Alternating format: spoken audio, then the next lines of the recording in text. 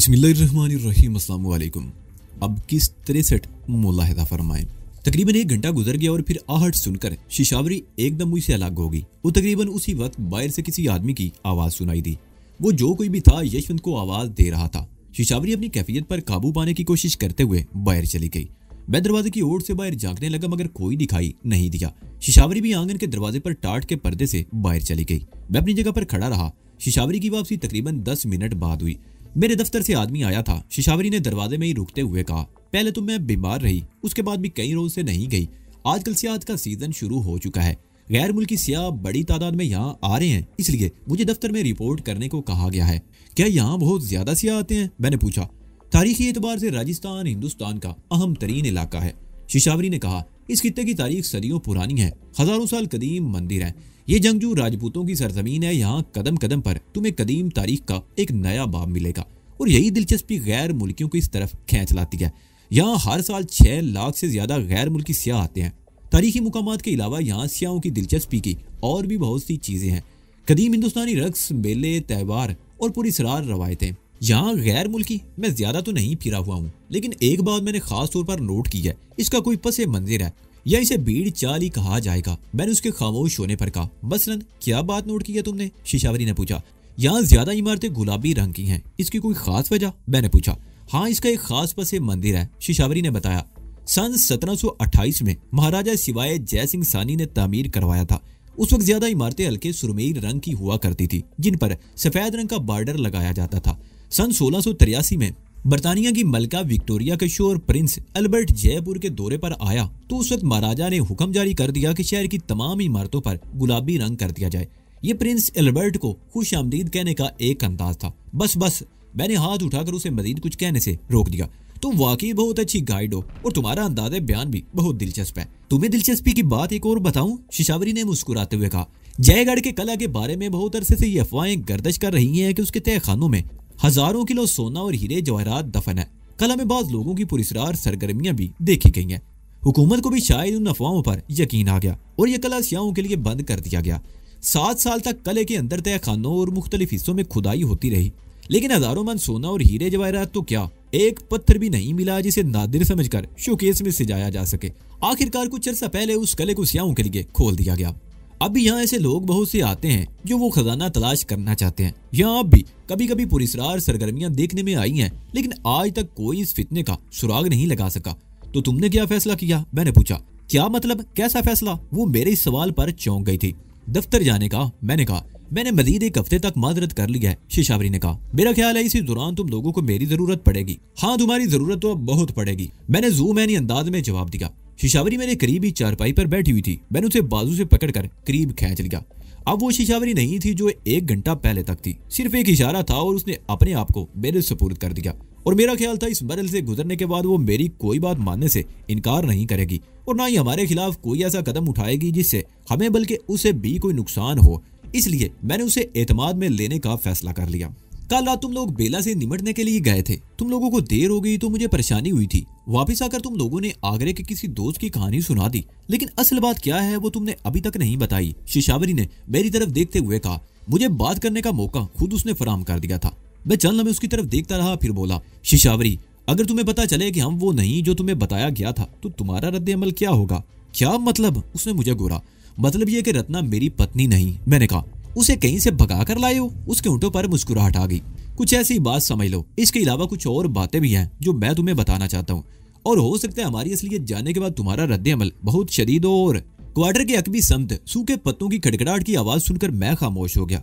शिशावरी भी एक झटके से मुझसे अलग हो गई और लिबास दुरुस्त करके दरवाजे की तरफ बढ़ गई। कदमों की आवाज अब क्वार्टर के सामने की तरफ आ गई और फिर रत्ना की आवाज सुनाई दी। इस वक्त 11 बजने वाले थे। रत्ना 9 बजे गई थी और मुझे सिर्फ 2 घंटे मिले थे और मैं इन 2 घंटों में वो सब कुछ कर गुजरा था जिसके लिए एक रात दरकार होती है। रत्ना के दोनों हाथों में शॉपिंग बैग्स थे। उसने पहले शिशावरी की तरफ देखा और फिर मेरी तरफ देखने लगी। मैंने मखसूस अंदाज में एक आंख का गोशा दबा दिया। रत्ना के होंठों पर खफीफ सी मुस्कुराहट आ गई। लो भाई, ये संभालो। रत्ना ने दोनों शॉपिंग बैग शिशावरी की तरफ बढ़ा दिए। एक थैले में तली हुई मछली भी है, दोपहर के खाने में खाएंगे। दोपहर को पकाने के लिए तरकारी भी ले आई हूँ, दोनों मिलकर पका लेंगी। शिशावरी ने दोनों थैले लेकर बरामदे में पड़ी हुई चारपाई पर रख दिए और उनमें से चीजें निकालने लगी। रत्ना मटके से पानी निकालकर पीने लगी। एक थैले में अखबार भी था। अखबार तय किया हुआ था, लेकिन शिशावरी ने उसे निकालकर चारपाई पर रखा तो उसकी तय खुल गई और उसकी हेडलाइन सामने आ गई। मैंने भी अंग्रेजी अखबार की वो हेडलाइन देख ली। रागी अफीसर बेला की मौजूदगी में पाकिस्तानी दहशतगर्दों के हाथों मुलाजमा का कत्ल। मैं आगे बढ़कर अखबार उठाना चाहता था, मगर मुझसे पहले शिशावरी ने हाथ आगे बढ़ा दिया। उसे गालिबन बेला के नाम ने इंटरेक्ट किया था। वो दूसरे काम छोड़कर खबर पढ़ने लगी। उसके चेहरे के तासरात हर लम्हा बदल रहे थे। बिलाखिर उसने झुका हुआ सर उठाया और मेरी तरफ देखने लगी। ये क्या? उसकी आवाज में कपकपाहट थी। तुम जानना चाहती थी ना कि पिछली रात बेला वाले मामले में क्या हुआ? मैंने पुरसुकून लहजे में जवाब दिया। मुझे नहीं मालूम कि इस खबर में क्या लिखा है, लेकिन इसमें जरूरत से ज्यादा मुबालगा आराई जरूर है जो हेडलाइन से जाहिर होती है। बेला की मुलाजमा हमारे हाथों नहीं बल्कि बेलाई के हाथों मारी गई थी। ऊपर और भी बहुत से इल्जाम लगाए गए होंगे। बहरहाल मैं चंद लम्हों को खामोश हुआ, फिर बोला, थोड़ी देर पहले मैंने तुम्हें कहा था ना कि तुम्हें कुछ खास बातें बताना चाहता हूँ। अच्छा हुआ तुमने अखबार में पढ़ लिया। अब मुझे अपनी बात समझाने में आसानी रहेगी। तो क्या ये सच है कि तुम? हाँ, मैंने उसकी बात काट दी। मैं पाकिस्तानी हूँ मगर दहशतगर्द नहीं। जिस तरह तुम ज्यादती का शिकार हुई हो, उसी तरह मैं भी ज्यादती का शिकार हुआ हूँ। रत्ना भी ज्यादती का शिकार है। अपने साथ ज्यादती होने के बाद तुम अगर शदीद किस्म के रद्द अमल का इजहार करती हो तो समाज और कानून के ठेकेदार इसे गलत कहेंगे। हालांकि दहशतगर्द खुद हैं जो किसी भी मासूम और बेगुनाह को इस हद तक दबाते हैं कि वो अपने बचाव के लिए इंतहाई कदम उठाने पर मजबूर हो जाता है, और जब वो बेकाबू हो जाता है तो उसे दहशतगर्द करार दे दिया जाता है। बहरहाल बैठ जाओ, ये बातें इत्मीनान से करने की हैं। मुझे यकीन है ये सच जान लेने के बाद कम अज कम तुम हम पर ऐसा कोई इल्जाम नहीं लगाओगी। शिशावरी का चेहरा धुआं हो रहा था। वो बार बार खुश घूंटों पर जबान फेर रही थी। आंखों में खौफ की झलक भर गई थी। मैंने रत्नों को इशारा किया, पानी का गिलास ले आई। शिशावरी ने एक ही सांस में गिलास खाली कर दिया और चारपाई पर बैठ गई। अखबार अब भी उसके हाथ में था। मैं नहीं जानता था कि इसके अलावा और खबर क्या थी, मगर हमारे बारे में सनसनीखेज इंकशाफ ने शिशावरी को दहशत ज़दा कर दिया था। मैं शिशावरी को लेकर कमरे में आ गया। रत्ना भी स्टोव के करीब चौकी पर बैठी चाय बनाने में मसरूफ थी। मैं शिशावरी को समझाता रहा कि यह सब कुछ कैसे हुआ था। बीच बीच में रत्ना भी बोलती जा रही थी। उसने चाय बनाकर एक कप शिशावरी के हाथ में थमा दिया। लो चाय पियो, मैं तुम्हें बताती हूँ कि यह सब कुछ कैसे शुरू हुआ। वो बोली, मैं जानती हूँ नाजी बेगुनाह है। इसने कोई दहशतगर्दी नहीं की। जो कुछ भी किया है अपने आप को बचाने के लिए किया है। अगर मुझे इसकी बेगुनाही का यकीन ना होता तो मैं कभी इसका साथ ना देती। मैं क्या, बीसियों लोग इसकी खातिर अपनी जानें दे चुके हैं। क्या वो सब गद्दार थे? नहीं माई डियर। वो एक लम्हे को खामोश हुई, फिर बात जारी रखते हुए कहने लगी, इंसाफ पसंद हमेशा हक और सच का साथ देते हैं। माउंट आबू में कन्याकुमारी पर उफ्ताद पड़ी थी तो मैंने खतरात की परवाह किए बगैर उसका साथ दिया था, और फिर मकराना में भी यही सूरत पेश आई। हम जानते थे कि वो ऐसे गैंग के चुंगल में फंसी हुई है जिसमें बड़े बड़े पुलिस ऑफिसर भी शामिल हैं। हम अगरचे पहले ही खतरात में गिरे हुए थे, मगर हमने कन्याकुमारी का साथ देने का फैसला किया क्योंकि हम जानते थे कि वो बेगुनाह और बेकसूर है। कन्याकुमारी भी हमारी खातिर उन लोगों के खिलाफ बगावत पर उतर आई थी। तो इसका यह मतलब तो नहीं लिया जा सकता कि वो आतंकवादी थी। वो जो कुछ भी कर रही थी अपने बचाव के लिए कर रही थी। जो शख्स अपना बचाव कर रहा उसे दहशतगर्द कैसे कहा जा सकता है? नाजी और मैं कुछ ऐसी सूरत हाल का शिकार है। हमने जो कुछ भी किया अपने बचाव के लिए किया, और इससे ज्यादा खौफनाक हकीकत ये है कि कानून के मुआफिज अपने जराइम हमारे खाते में डालते रहे। हमें हवा बनाकर पेश करते रहे ताकि लोगों को हमसे नफरत हो और हमें कहीं पनाह ना मिले। लेकिन जो लोग सच्चाई को समझते हैं उन्होंने हमेशा हमारा साथ दिया। रत्ना चौकी से उतरकर चारपाई पर आ गई और शिशावरी को बाजू की लपेट में लेकर अपने साथ लगा लिया। तुम्हें हमारी बेगुनाही का यकीन कर लेना चाहिए शिशावरी, वो कह रही थी। एसीपी सुतेश मेहता के फरार की खबर तुम खुद अखबार में पढ़ चुकी हो, और तुम ये जान भी चुकी हो कि वो एक दयानतदार पुलिस ऑफिसर नहीं, गैंगस्टर था। तुम्हारी बहन कन्याकुमारी की मौत का जिम्मेदार वही था। अगर वो मुजरिम ना होता तो फरार क्यों होता? हमारे मामले को मजीद संगीन बनाने के लिए रोशन लाल के बंगले की आतिशज़दगी और दूसरे जराइम भी हमारे खाते में डाल दिया गया। और गुज़िश्ता रात जो कुछ भी हुआ वो अखबार की इस कहानी से बिल्कुल मुख्तलिफ है। हकीकत यह है कि मुलाजमा को हम में से किसी ने नहीं, बेला ने खुद गोली मारी थी। उसने गोली नाजी पर चलाई थी जो मुलाजमा को लगी और वो खत्म हो गई, मगर बेला ने यह इल्जाम हम पर लगा दिया। अब मैं सिर्फ एक बात पूछना चाहती हूँ। वो एक बार फिर खामोश हुई और शिशावरी की तरफ देखते हुए बोली, अगर तुम्हें हमारी बातों पर विश्वास ना हो तो हम यहाँ से चले जाएंगे। मुझे विश्वास है, शिशावरी ने धीमे लहजे में कहा, मगर जो अखबार में लिखा है कि ये सब झूठ है। रत्ना ने उसकी बात काट दी। मैं अखबार पढ़ चुकी हूँ। इस खबर में सच्चाई सिर्फ इतनी है कि हम बेला के बंगले पर गए थे, उससे कुछ बातें पूछना चाहते थे। इसी दौरान मेरे और बेला के बीच हाथापाई होगी। बेला ने गोली चला दी जो उसकी मुलाजमा को लगी, और उसके बाद हमने बेला को बांध कर डाल दिया और वहां से निकल आए। और ये सूटकेस, शिशावरी बोली, अखबार में तो लिखा है तुम लोगों ने माउंट आबू के जीन मंदिरों से जेवरात चुराए थे जो किसी तरह बेला के हाथ लग गए, और गुज़िश्ता रात तुम लोग वो जेवरात भी चुरा ले गए। रात को तुम लोग वापस आए तो ये सूटकेस, हम रात ही को तुम्हें सब कुछ बता देना चाहते थे, रत्ना ने कहा, मगर यशवंत काका की मौजूदगी में हम कोई बात नहीं करना चाहते थे। इन देवरात के बारे में हकीकत ये है कि ये सब कुछ मुझे जीन मंदिर के एक पुरोहित पंडित भैरू ने दिया था।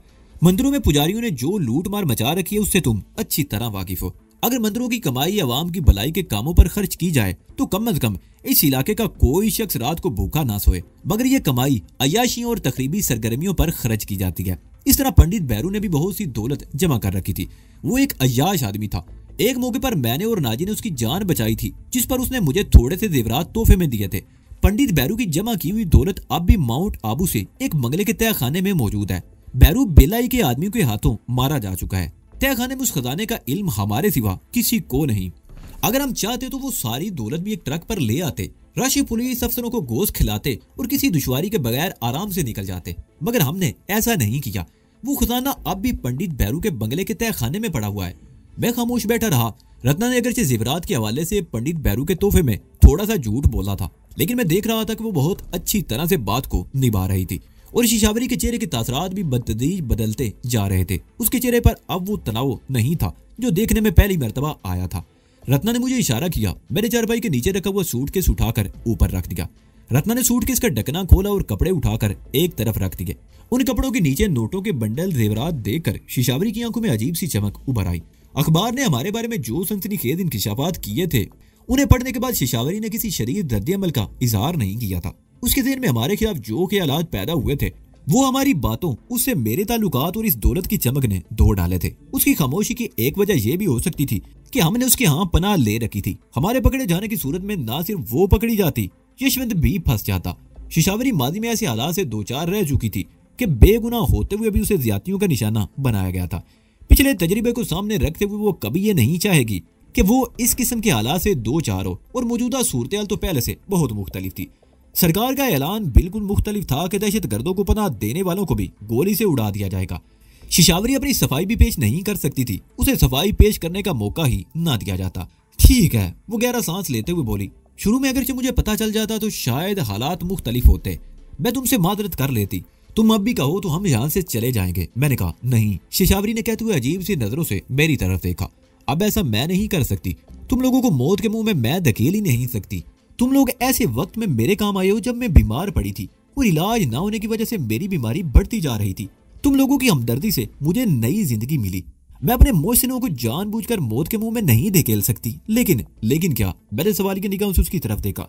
यशवंत काका की जिम्मेदारी मैं नहीं ले सकती। वो बोली, अगर उसे किसी तरह पता चल गया कि तुम वही हो जिसकी पुलिस को तलाश है तो मामला गड़बड़ हो सकता है। वो अगरचे अनपढ़ है, अखबार नहीं पढ़ सकता, मगर खबरें तो जंगल की आग की तरह फैल जाती हैं। ये चर्चा तो आज शहर के बच्चे बच्चे की जबान पर होगा। और साथ में सूटकेस का भी जिक्र है। और रात को जब तुम वापस आए थे तो यशवंत काका ने तुम लोगों के पास ये सूटकेस भी देखा था। हो सकता है कि मैं उसे संभाल लूंगा। मैंने उसकी बात काट दी। सूटकेस तो उसने देख लिया था, लेकिन उसे ये मालूम नहीं होना चाहिए कि इसमें क्या है। बेहतर होगा कि इसमें ताला डाल दिया जाए। शिशावरी ने कहा, मैं एक छोटा सा ताला ले आई हूँ, किसी शॉपिंग बैग में रखा है। रत्ना ने कहा, और तुम्हें इनमें कोई चीज पसंद हो तो ले सकती हो, मैं तुम्हारा हाथ नहीं रोकूंगी। उसने सूटकेस की तरफ इशारा कर दिया। तुम्हारी हमदर्दी और मोहब्बत ही मेरे लिए सब कुछ है दीदी।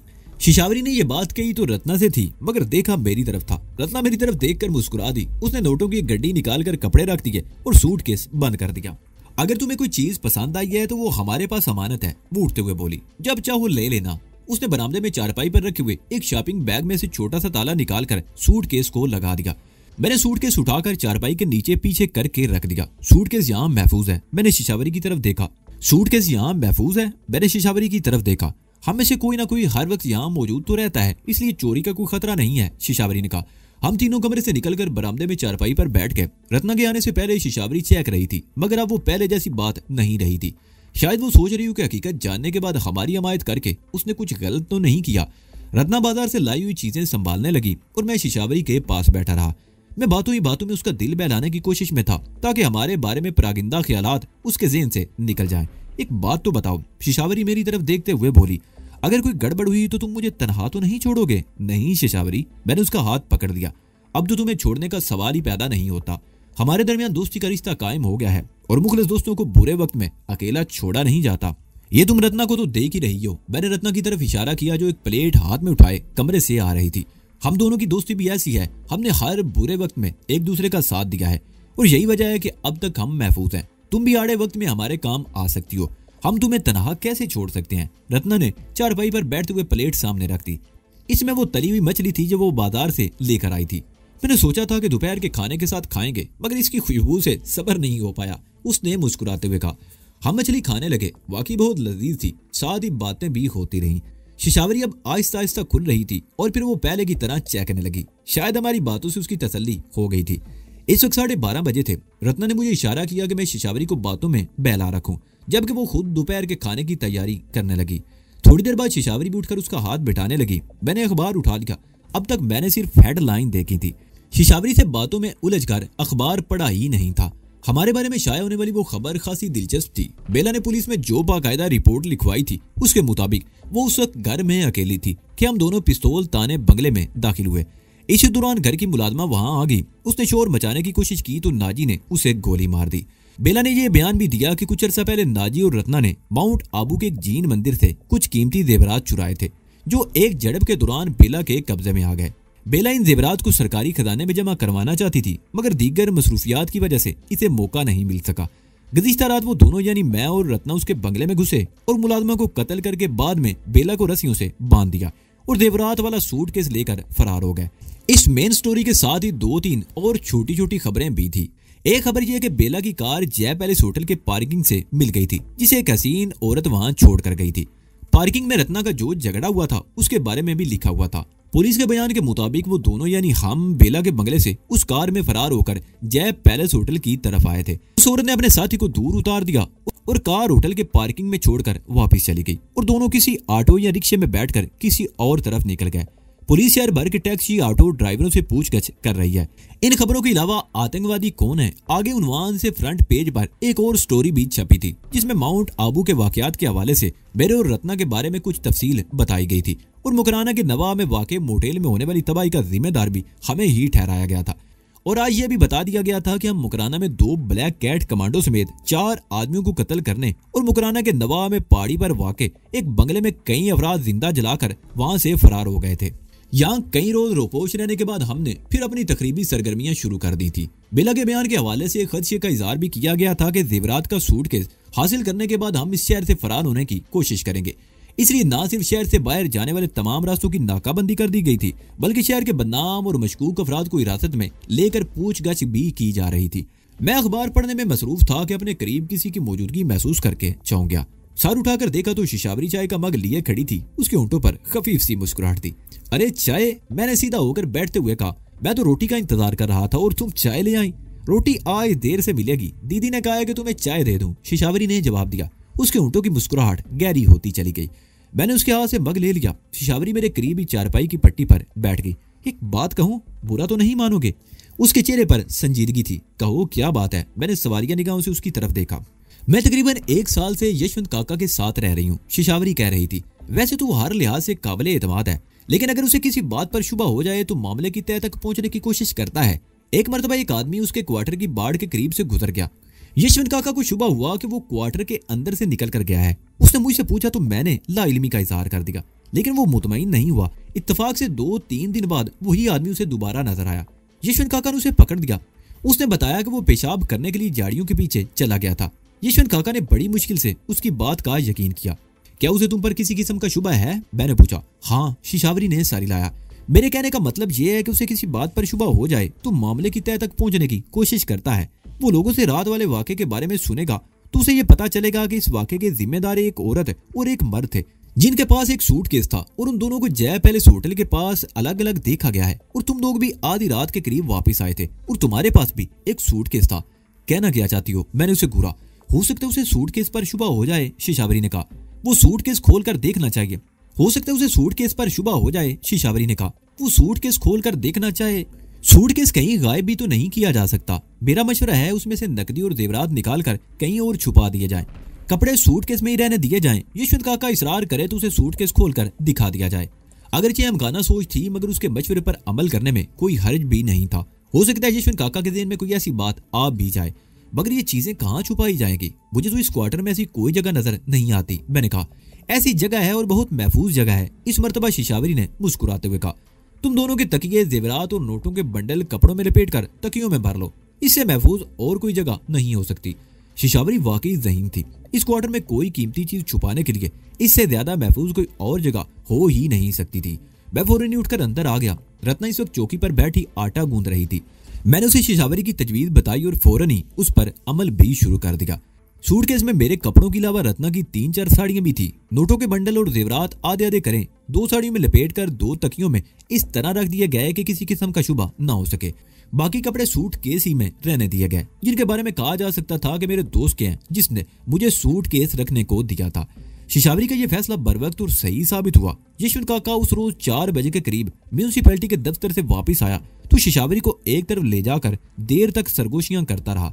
मैं और रत्ना उस वक्त अपने कमरे में थे। शिशावरी यशवंत काका को लेकर वहां आ गई। दीदी, शिशावरी ने कहा, उसके चेहरे पर इंतहाई सख्ती थी। उस सूटकेस में क्या है जो रात को तुम लोगों को लेकर आए हो? वो मेरे एक जानकार का सूटकेस है जिसमें उसके कपड़े वगैरह होंगे, और क्या। मगर तुम इतने गुस्से में क्यों हो? रत्ना की बजाय मैंने जवाब दिया।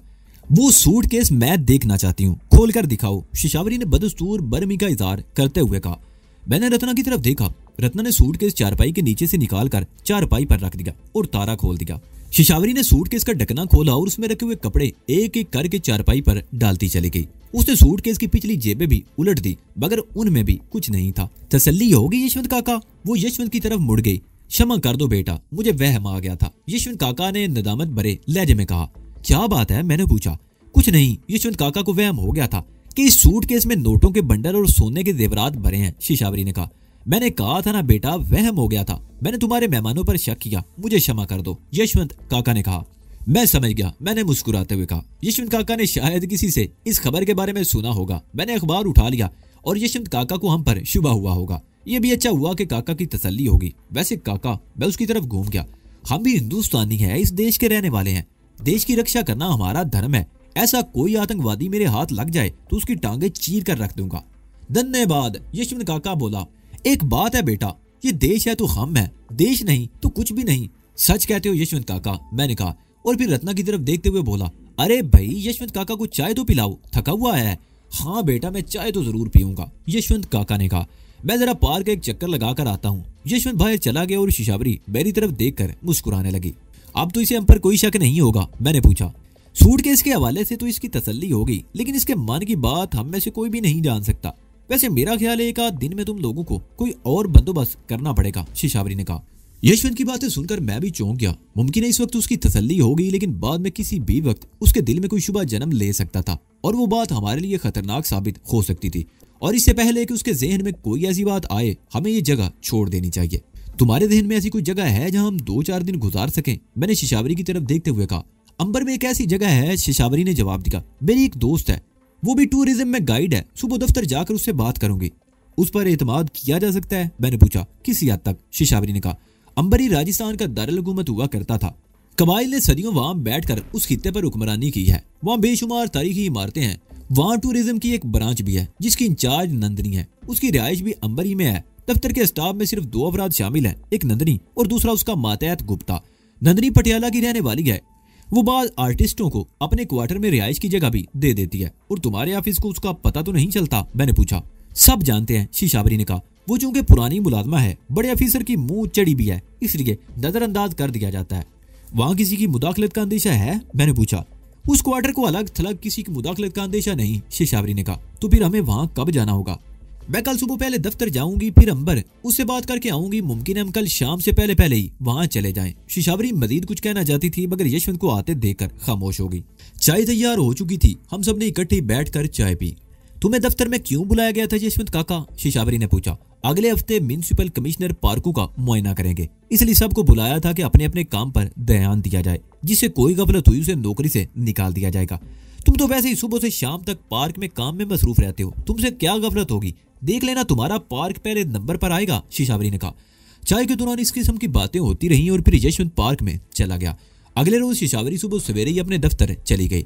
गुलाबी रंग की साड़ी में उसका हुस्न कुछ और भी निखर आया था। ये साड़ी उसके सरकारी ड्रेस में शामिल थी, जिस पर दाईं तरफ सीने पर ITDC India tourism development corporation का बैज लगा हुआ था।